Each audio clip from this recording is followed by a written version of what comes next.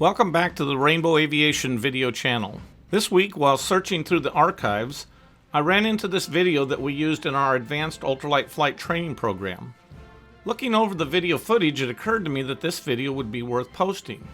The premise behind the demonstration was part of showing the ability to fly the aircraft with the loss of any one of the primary flight controls. In this case, we're going to carry it a little bit further, and we're going to demonstrate flying the aircraft with the loss of 3 primary functions of the control system. We'll be doing 9 takeoffs and landings, and we'll be doing all of this without using either the ailerons or the elevator, and we'll progressively lower the power of the engine during each one of these landings, culminating in a dead stick landing without the use of the control stick or engine power. I think you'll find this interesting, and we'll get started in just a minute.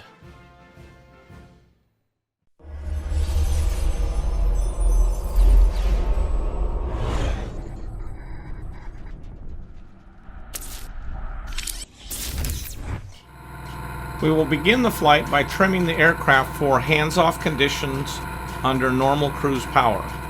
From this point on, we will never touch the control stick again, and in addition, we will restrict the throttle movement to 1 power change for takeoff and 1 power change for landing.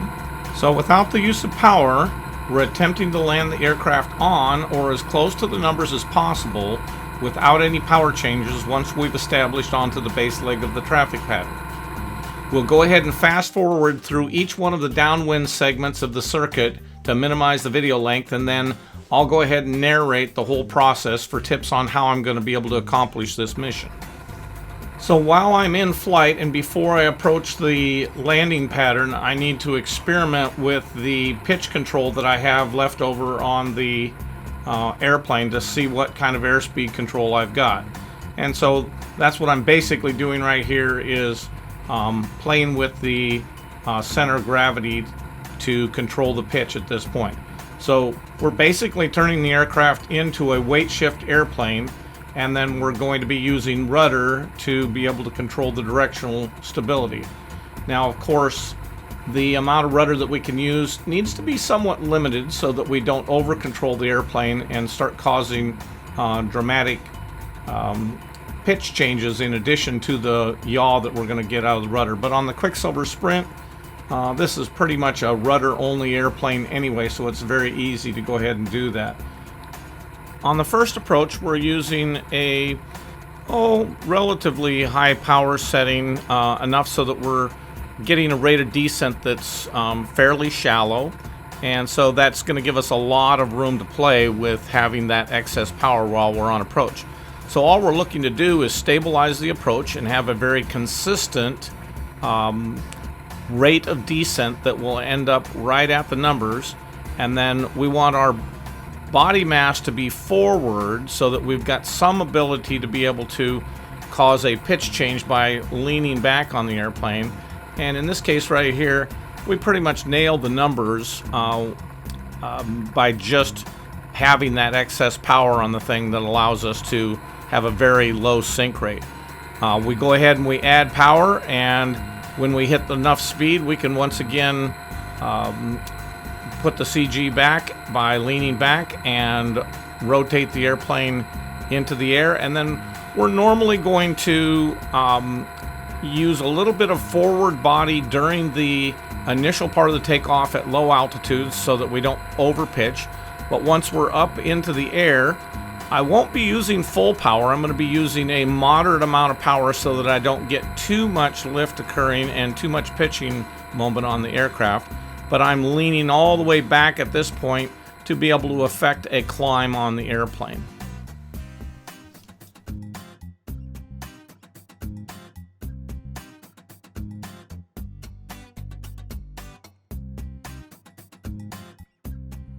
So on the second approach, we're doing basically the same thing we did on the first approach, but on the last one we were just a little short. So we want to have just enough extra energy that we can kind of bleed that out by the time we get the numbers. And on this one, we ended up just a little bit long. Not too bad, but same basic thing. Pretty easy to do it. The more you practice it, the easier it gets.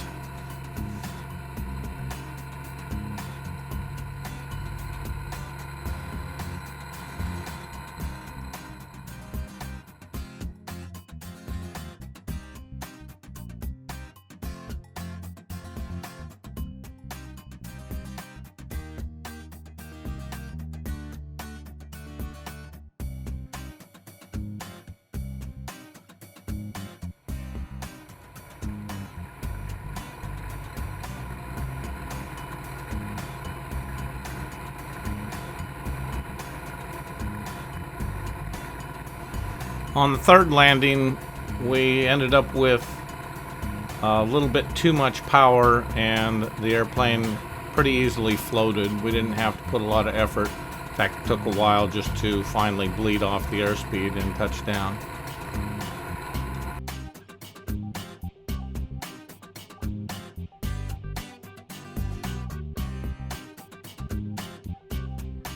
So the reason for so many takeoffs and landings is we need to develop a process by which we can feel that we've got complete control on the airplane before we can make a dead stick approach doing the same thing. And so on approach number 4 here, we kind of got a little bit closer back into the envelope here.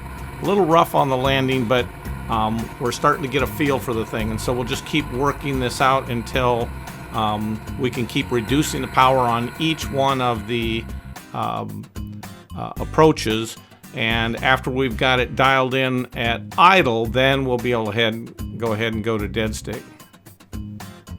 And so on approach number 5 here, we're going to be cutting the base leg in a little higher, and we're going to be a little bit higher altitude before we reduce the power. And this is going to allow us to make a little bit steeper approach, and we're going to have to lean further forward in order to be able to accomplish this.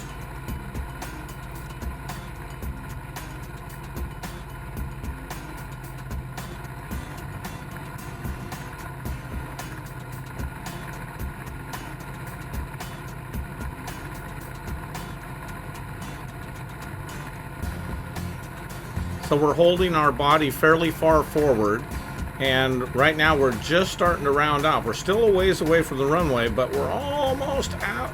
Ooh, just barely made that one.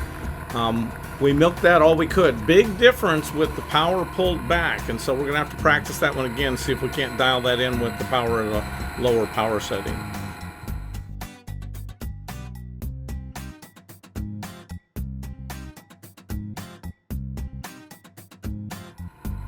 So we were a little bit short on that last one. We didn't have much flare left over at all.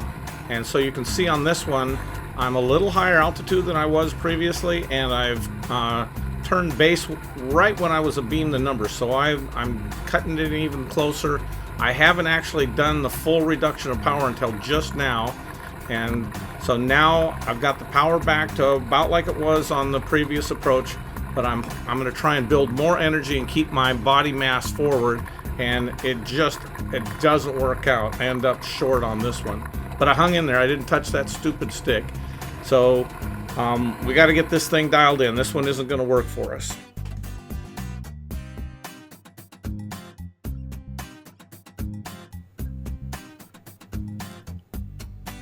So we're coming up on approach number 7. Let's see if I've learned anything.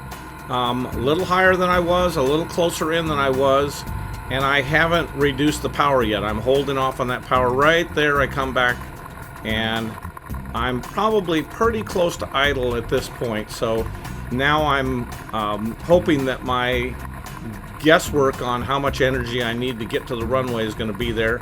I'm leaning pretty far forward, trying to maintain extra energy. Both of those 2 previous landings were a little bit hard. Starting to flare, got a little energy, and boom, too short again. Son of a gun.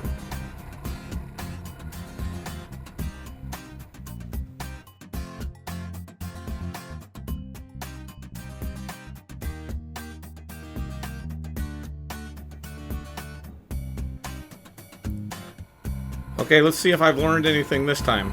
You can see I'm a little higher than I was before. I'm hanging on to the power a little longer. But this time I'm going all the way to idle. I'm at minimum power that I can get while I'm still at idle. I also am not tucking the nose down until a little bit later, so I've kind of saved a little bit more energy before I saved a little more altitude before I started trying to achieve the energy. And the goal is, when the thing is this draggy and no power, it runs out of energy real quick. Oh, there I go, flare, and bam! I hit pretty hard. And a little bit past the numbers, but I'm getting her dialed in here. I think we're ready to go dead stick.